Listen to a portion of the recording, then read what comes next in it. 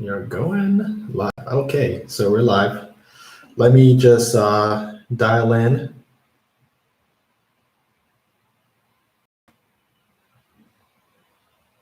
Cool. She's an ENFP. Okay, so I'm going to be dialing in to Erica, who reached out, I guess, on one of my FHA videos. I believe it was the how to use the FHA loan as an investor. Okay, a lot of people have a question on how to use it as an investor, and I did a video on more or less how would one use it as an investor, but still meet the owner occupancy requirement. So.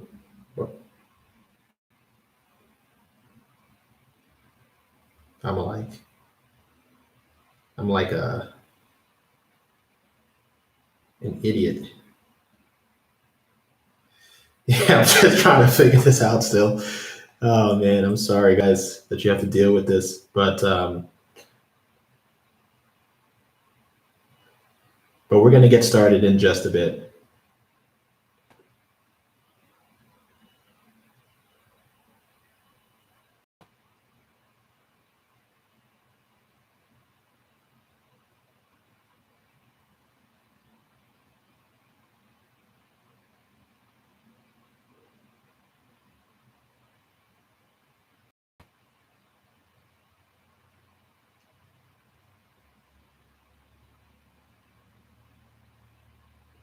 How do I do this now? Sorry, people, for the slow start.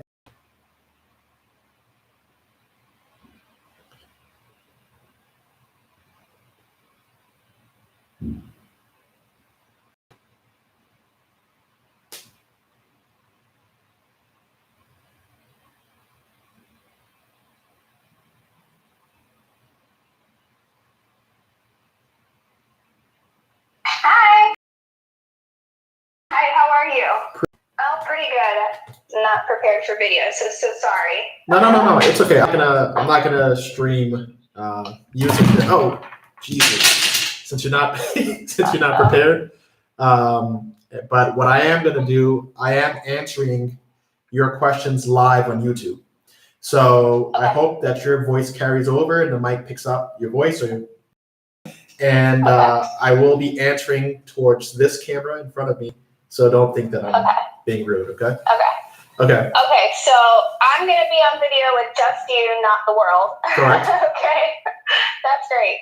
Yeah. And how do you want to start this? Because I've never done this. I'm a little nervous. Don't be. I've already started, so don't be nervous. Great. Awesome. Yeah.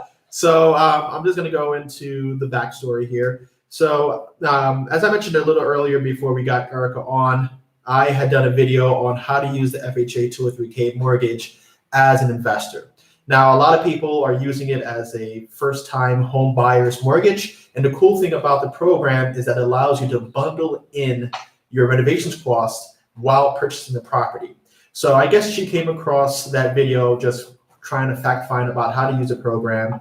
And it sounds like from her description that she is looking to do more or less of a house hack and take on the role of being a landlord because she is purchasing a multifamily property. Now, her comment focused more on the renovations aspect, and that's what we're going to be talking about to start with. So I guess my first question for you, Erica, is am I right with my description? And is that what you're looking to do? Yes, that's exactly right. Okay. And you said that you are in Ohio. So tell me a little bit about the property that you're buying and what your plan is with it. Well, currently I'm in Ohio, but the property we're looking at is actually in Pennsylvania. Okay. It's a foreclosure. It's 4 units, 3,200 square foot in total. One of the units is livable. 2 of the units are missing their furnace, and 1 unit has a bathroom that's been completely gutted with a missing window. So FHA will not approve a loan without a rehab loan because of the missing furnaces and the window, and of course the gutted bathroom. So my husband and I have this idea that we can move into the one that's livable and then fix up the other 3, and then just kind of fix up the one that we're living in as we go. The biggest concern concern that we have is this rehab is not a $35,000 rehab.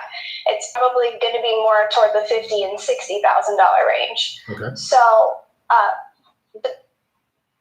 we don't know if it's a good idea to proceed with this FHA 203K and do as much contracted work as possible at 35 and just do the rest ourselves, or if we should do the bare minimum with just the furnaces, the bathroom, the window, and just like little things here and there that need to be done for FHA, and then just take on the rest ourselves.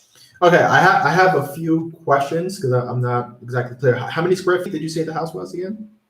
It's a 3,200 square foot property. Each unit is About 800. 800. Okay.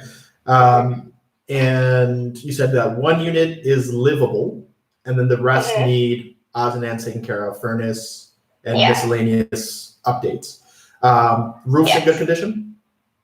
Yeah, roof is good, structure is good. Okay. So, and one more question is, why are you thinking that the FHA renovation limit is $35,000? Are you just thinking about the streamline K, or you just think that's the total budget? Well, the agent that we spoke to said that 35 is the most that we would be allowed to do, and that if we did more than that through FHA, there's a lot more involved and a lot of additional costs that we might not be interested in. So she kind of scared us away a little bit from going more than that. And not only that, but our mortgage payment might be too high that it wouldn't make that much sense. It's definitely going to cash flow if we put in $35,000. Okay, what is the purchase price and what is the projected after repair value of the house? The asking price is $80,000. We have not bid on it yet. And the after repair value, we're looking between $175,000 and $200,000.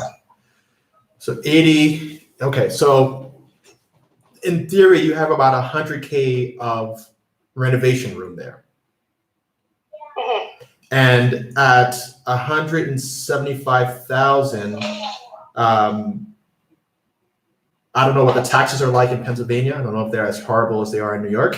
But it's $5,000 a year on this property. $5,000 a year. So what are you projecting your mortgage payment to be if it's at 175? Oh, I didn't even do that math. I did for 115 at the 35. You did 115. So our mortgage payment. Yeah, so I calculated for $115,000 mortgage, we'd be at $1,240 a month.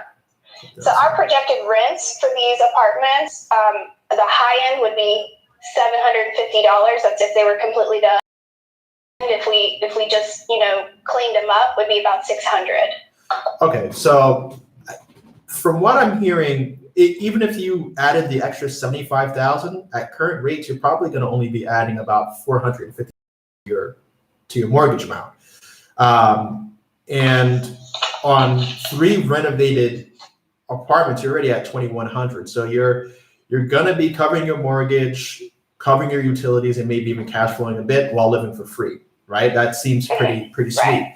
Now, to touch on the standard FHA loan, FHA 203K loan, the Streamline has less paperwork, but it caps you at $35,000. And maybe if it was just a single family home, or you were just going into that one unit, you could get away with using the Streamline K. I think the Streamline K is best for livable houses, but outdated, where you're coming in, you're doing kitchen, paint on the walls, maybe some minor systems upgrades, like maybe a new furnace and new bathrooms, right? And you should be covered by that $35,000. But I think based on the size of your house and the amount of work that you're looking, I don't think that $35,000 is going to get you to where you need to be. And then you're going to just have your one unit finished, and you're going to be finishing the rest over time with cash, which doesn't make sense to me.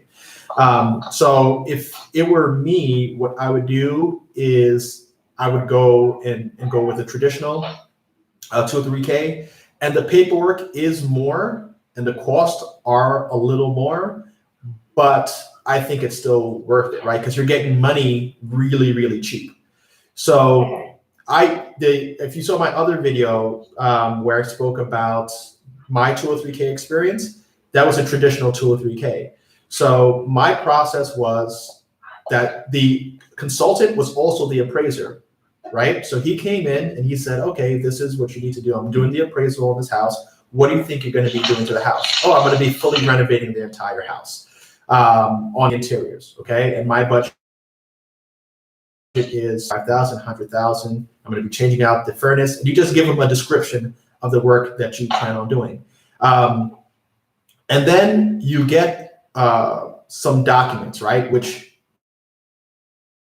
pretty much schedule and your total work description. Now, this is a little tedious, but it's not difficult, okay? It's gonna itemize every single repair that you have to do,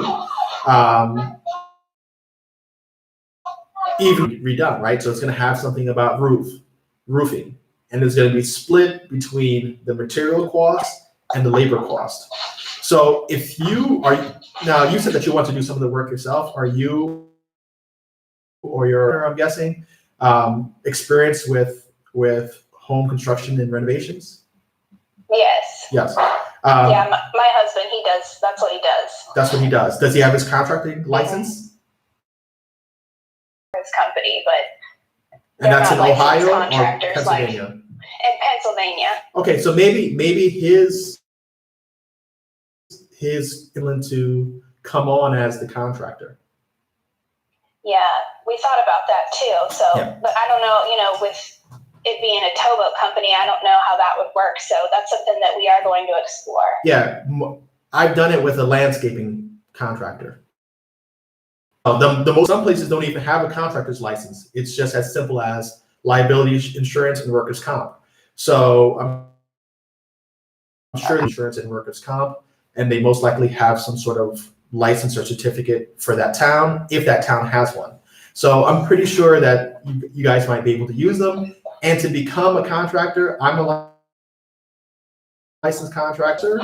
I set it up just for the sake of doing renovations, and it was a one-day process. I just paid for my insurance, went in, gave a photograph, paid the fee, and I was a licensed contractor. So that's not, I don't think that's going to be the make or break for you. But they're going to want to have a contractor on, or if he can prove that he has the experience through his resume and maybe even a letter of recommendation from his employer, it might be enough, because they do allow the owners to do the renovations if they can demonstrate that they have the skill set and knowledge to be the GC of the project. Okay. So the paperwork is very simple, in my opinion.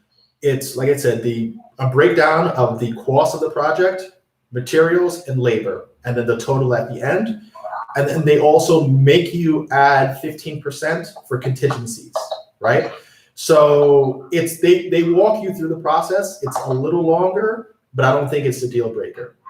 And I think maybe the realtor is not that experienced with them, and that's why she's more or less leading you to Streamline Kate, because it's easier for her or him, and less fear of the deal not closing. But when I did it, it was my first time doing it. It was my first full renovation project, and it worked out just fine. And there's, I'm sure, thousands of other people who have done it the same exact way. So it's not that much red tape. The additional fees maybe for the consultant, because he has to come out a few times for the draw inspections. So maybe that adds like $900. And there might be some other costs, but it's not going to be what breaks the bank. Maybe a 1 to 2% increase in your total budget. Okay, and then with the extra money, it sounds a lot less scary. Yeah, it's not bad. And with the extra money that you're borrowing, you could speed up the process. Because that was one thing I was telling you, is like, if it's just two people working on a 3,200 square foot house, that's a lot of time, right? You have your lives, you have your jobs. Where are you going to find the time to completely renovate it and start getting that rental income? To me, the idea would be to finish them as quickly as possible, to start promoting the property for lease. So, you know, the faster you get tenants in there, the faster your mortgage payment gets crushed and, you know, down to zero. So I wouldn't waste time on that. And if you hire other people to work on the job, you know, you might finish a project of that size in maybe 6 weeks. And then another thing that you can do with the 203K loan is that you could actually bundle in an interest reserve. So you don't have to make your mortgage payments until your budgeted time is up. So let's just say it was going to take you 3 months. They could bundle in 3 months worth of mortgage payments into your loan. So you're not carrying it while it's being renovated. It just adds to your total outstanding balance. So that's something to keep in mind. Yeah, you could kind of defer the start of your mortgage until the renovation is done.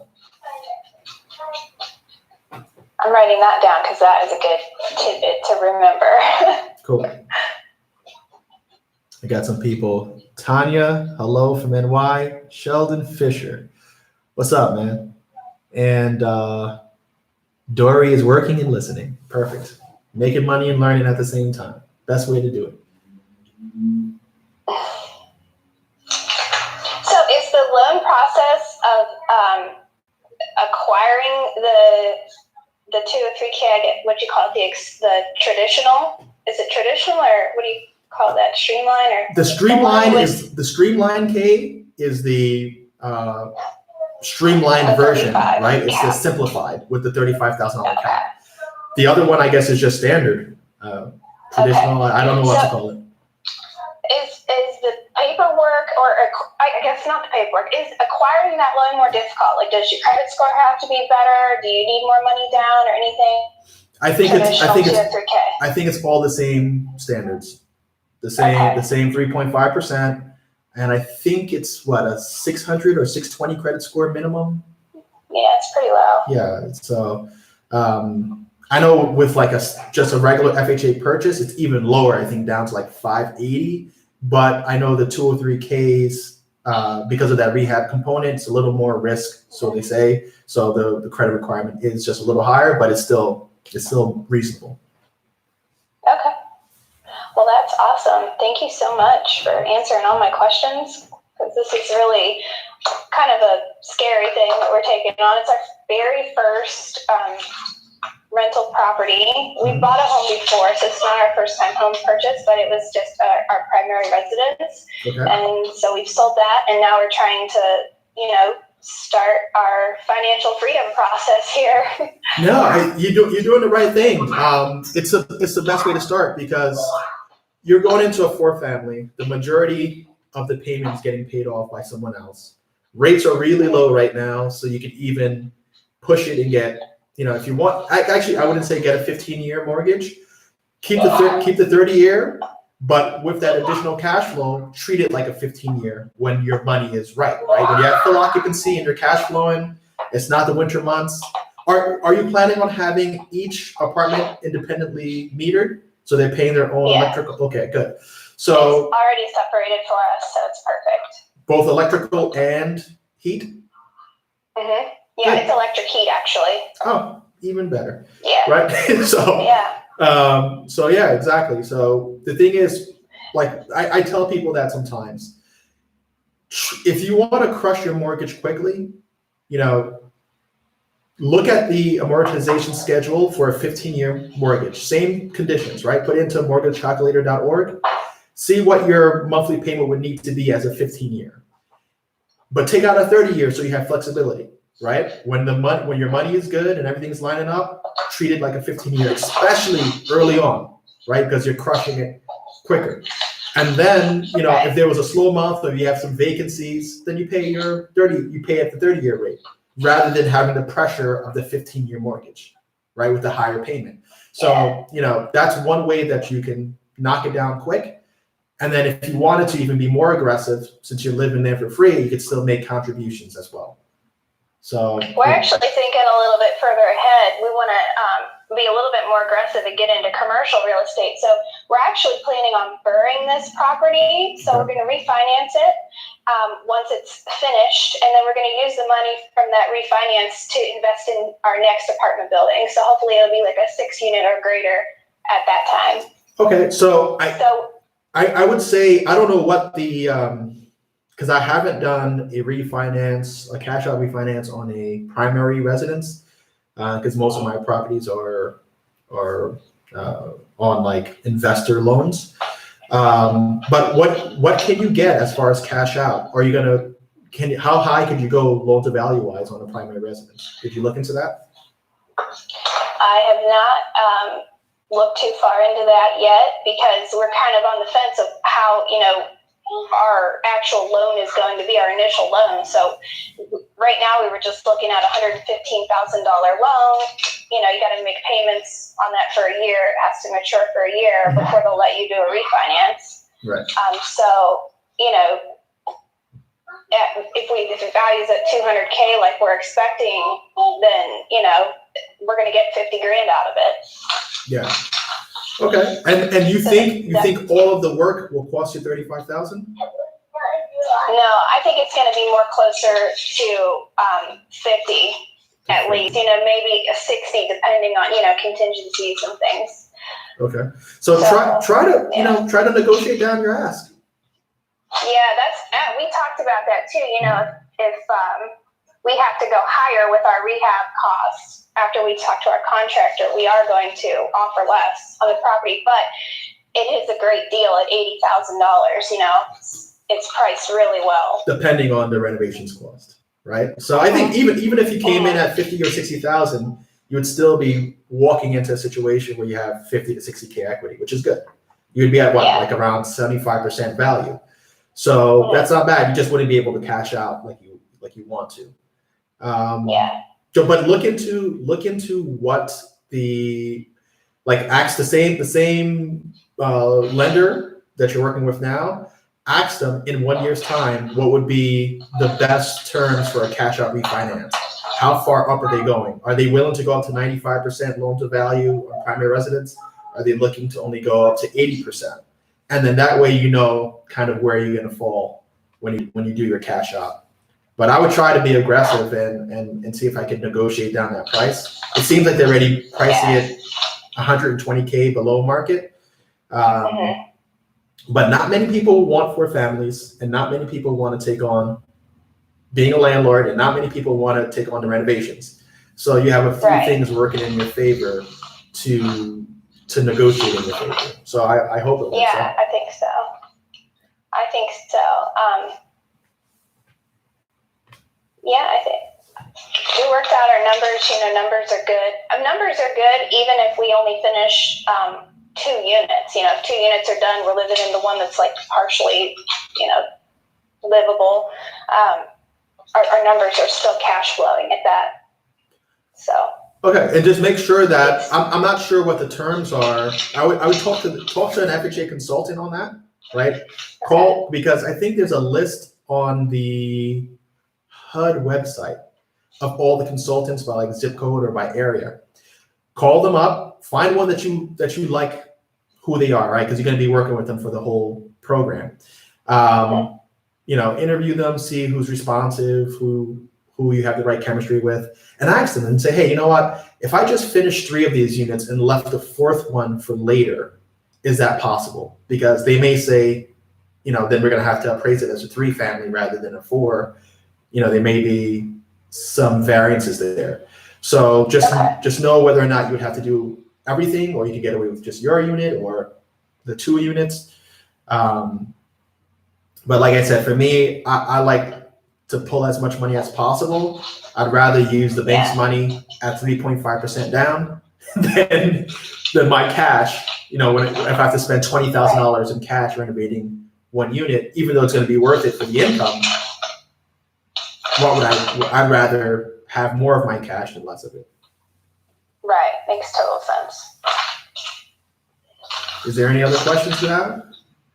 No, I think you've answered everything and more, so thank you so much for that. Not a problem. I really appreciate your time today, and Thank you. how much information you put on YouTube for everybody, because it's Cool. definitely helpful. Cool. Thank you. That's really good feedback. I appreciate it. Yes. And please, what you can do, just check in from time to time with me, either comment section, Instagram, whatever, just so we know kind of what happened. I would like to know the full stories, just so we can communicate that back to other people so that they know not to get talked out of potentially a good deal because their agent said so, or people kind of misdirected you. So please come back, let us know how it goes out. If it worked, if it didn't work, just so everybody knows that, what are the pitfalls, the pros and cons of the program. Yeah, that was definitely the biggest turnoff is when the agent said, you can only get 35,000, and it was kind of a bummer because our initial look at the property, it was obvious it needed way more than that. So it kind of, it just worried us. How are we going to do this? How are we going to make this work? How are we going to come up with enough money in our savings to pay for all of this work that needs done? So it's a relief to know that there's another option and that we're not stuck. And reading about these, I guess this traditional 203K loans on the internet, it's really scary. So it's a huge relief to know that it's not that much different than the streamlined process, and that it is definitely doable and something that we can proceed with because we really like this deal. It's just that the numbers are right.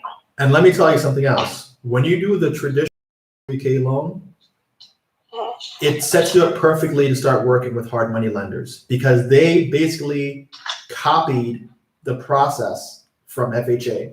So the putting together your scope of work, putting together your draw schedule, working with an appraiser who's also kind of like your consultant who does the home inspections, it's the same exact process except more money down. But it really puts you in a position to start doing more of them. So it's good practice. Yeah, that's awesome. Yep. All right. Is there anybody else with any questions before I cut out? Okay, so there's one more question. I don't know if you want to stay for this one or not, but it's related to, this is 33 Hip Hop. Yeah, we've spoken before. How's it going, man? Do you still like the Weequahic section, thinking of house hacking in that area?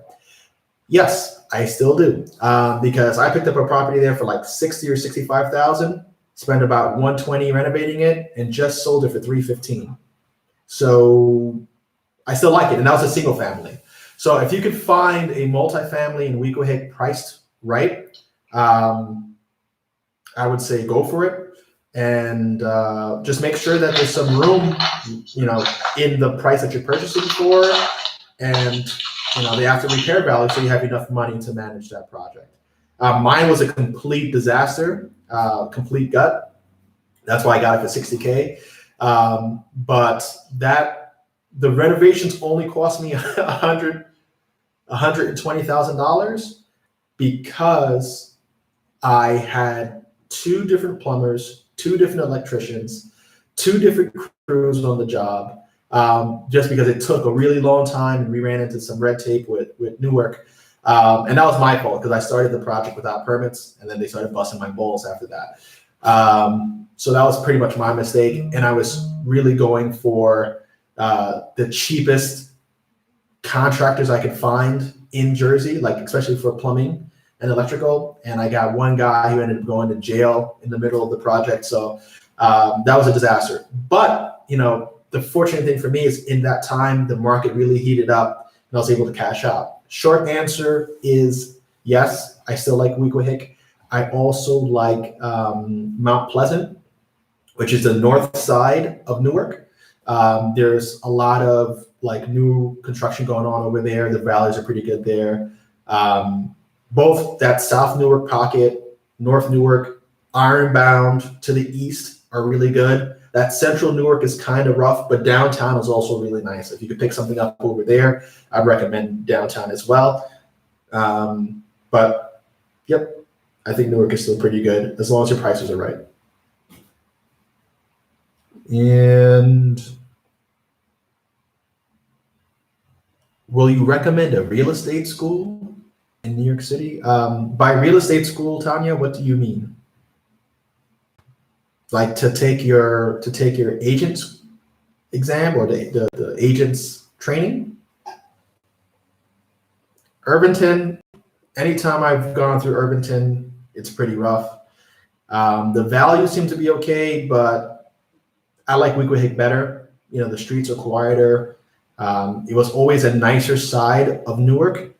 It's kind of where the affluent live. That's why the houses are larger. They're spaced further apart. They're like bigger colonials, which is why a lot of them are multifamily at this point. But Irvington, I personally don't like too much. The values are there. The rental incomes are good and on par with Weequahic, but it's a little rougher over there. I have no idea about agent courses. I've never been a real estate agent. So I think in New York, I would just do a Google search and see which are the top rated schools and bang it out that way. But what I will do, I know two people who have taken an agent's course with this particular school, and they both passed their exam and they gave good feedback. So I'll circle back with them, especially one is my cousin, so I know I get an answer quick out of her, and I'll put that in the comment section for this live so that you can reference that school. Might be a day or two before I get that answer and I put it up, but that's what it is.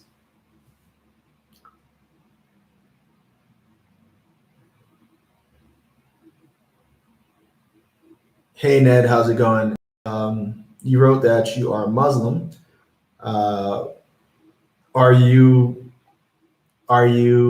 kind of referencing that you're not debt friendly? I know I have a few practitioners as friends, and when we were talking about doing deals together, they wanted to do them as cash deals, and that there was some issue with taking on interest bearing debt. Is that what you're referencing, or are you just shouting out the religion?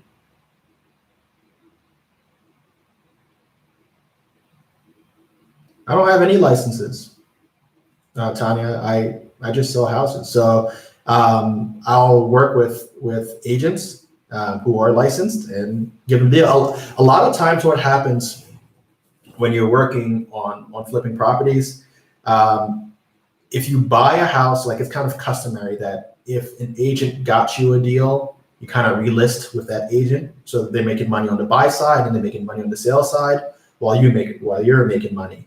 But I do work with agents to dispose of my properties. I have agents that work directly for me that are on a draw or a salary. And then I have agents that are not working for me that I work with because they either know a particular area, like Melissa Henlin at John J. Leases in Orange County. She's really good. She's gotten a few deals for me, so I always relist with her.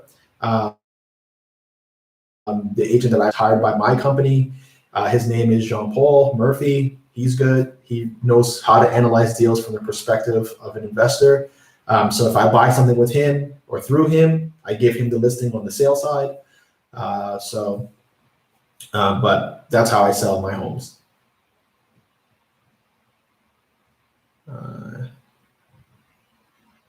Cool. One more question from 33. Lastly, what areas do you like upstate? And do you charge to coach folks through 2 or 3Ks or hard money burrs? Okay. Upstate, right now, I like all of Orange County because transportation is still relatively good to New York City. Rockland County, Westchester, Putnam. I haven't gone as far up as Ulster, but I know that Poughkeepsie is in Ulster County, and Poughkeepsie is coming around and seeing some activity. I hear Buffalo has a pretty good market, and that's a large enough city to have a football team, so there should be some activity up there. Syracuse, because of the university, maybe Albany as well, but I personally invest in Orange County, Westchester, and Putnam. And I've done one. I actually did my mom's house in Rockland County in New City. So those are the areas that I would recommend. I like Orange County because the prices are pretty good and the rents are pretty good as well. Like I picked up a 2-family in Middletown for 120K. And, you know, when it's renovated and sold, it'll sell for about 210 or so. But it will generate $2,800 in rent a month, which is pretty good. So, you know, the numbers are still good there. I picked up homes in Port Jervis for buy and repair for less than $100,000, and I'm renting those out for $1,650, $1,700, or even like 15. I think one I'm renting for like 1520, but that one was under 100K as well. So you're talking about 1.5% a month. Those deals are still out there, so I recommend those areas. And as far as a question related to do I charge for mentoring, I don't really have time to properly mentor. I know I went over this yesterday, but I am putting together a training course that has a mentoring component to it. It's called Killing the American Dream. It should be launching within, I hope, within the next 2 months or 1 month. It's just in final editing and setting up the web portal. But that is going to be kind of like group mentoring. So the requirement to participate in a group would be that you have to invest, because that's the way that I would compensate myself on the backside of the deal. I don't believe in charging people for mentoring. I think that's kind of messed up. I know some of the flippers do that, because I'd rather you use your money towards investing in a deal than paying someone like me to tell you what to do. And if you want someone like me to tell you what to do, then I want to make sure that you have enough money to contribute to a deal. We'll do the deal together. I'll make my money on the exit, and you make some money from getting in on the deal as well.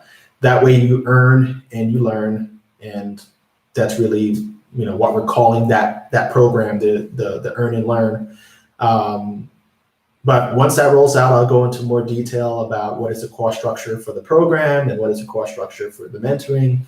And the mentoring is in fact free. You just have to put up capital to do a deal. I don't want to mentor somebody who doesn't have money to do a deal, because then, you know, I'm kind of wasting my time and their time. And that's kind of how I look at it. And, you know,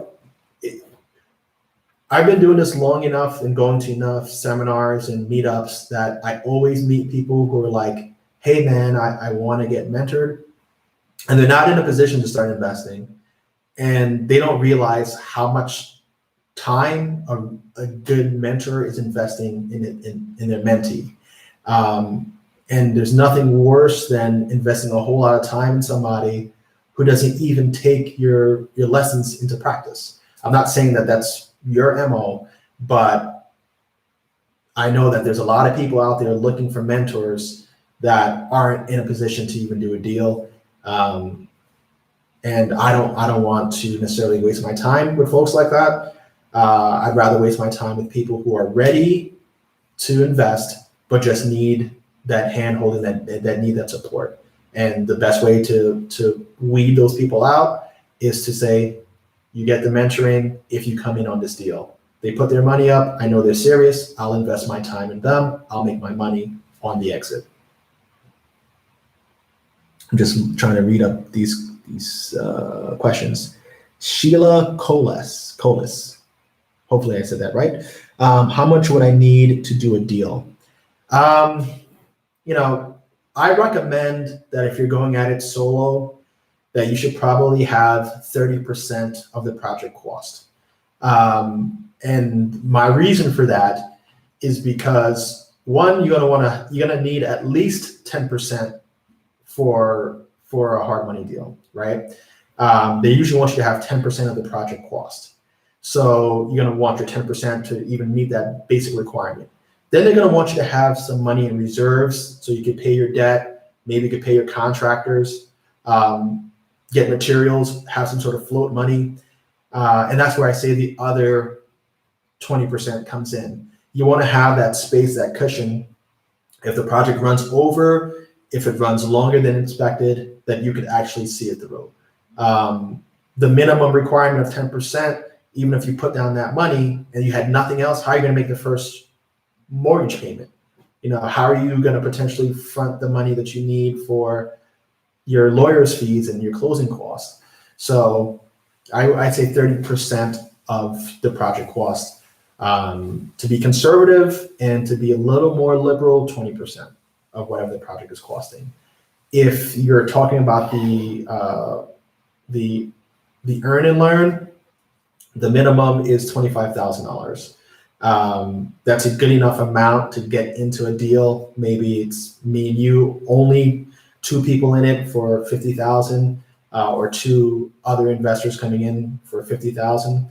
I think that's the minimum, especially if you're doing a project that's a $150,000 project with a potential return of like a $40,000 profit point. Having that 30%, like I recommend, is going to be about 45,000. So for me to get anybody into the invest and learn, and even for them to be in a position to do it by themselves afterwards, they should have at least 25,000, because when they cash out on the sale and they have a little more money, maybe they have enough to do a deal by themselves, or maybe one more deal before they could go at it alone. So that's the logic behind it in the pricing. All right, cool. No questions or no further questions. I'm out of here. I got to continue enjoying my life in Sicily. I hope I've answered a lot of questions for you. Yeah, that's it. I really hope that Erica gets that deal, because I would like to see how it all pans out. And for any of you guys who have questions, just leave them in the comment section below this video or any other video that I have, and I'll try to get around to it. Thanks again for joining me here at ENTP Life. If you're not already a subscriber, please hit that subscription button. I think most of you guys who are here are subscribers anyway. But if you're not, hit the subscription button. Don't forget to like this video. And later, till the next time.